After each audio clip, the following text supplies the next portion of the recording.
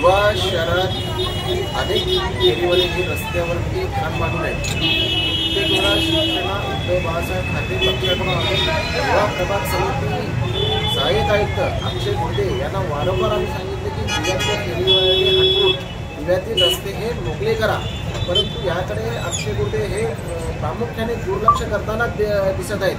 हा दिव्यातील दिवा आकाशन रोड, दिवा स्टेशन, मोगरादेवी कॉलनी रस्ता आपण पाहाल तर त्या रस्त्यावरती आणि फुटपाथवरती सर्व फेरीवाले बसले जातात आणि या फेरीवाल्यांकडून प्रत्येक हाताकडून 50 रुपये हे हप्ता वसूल केले जाते।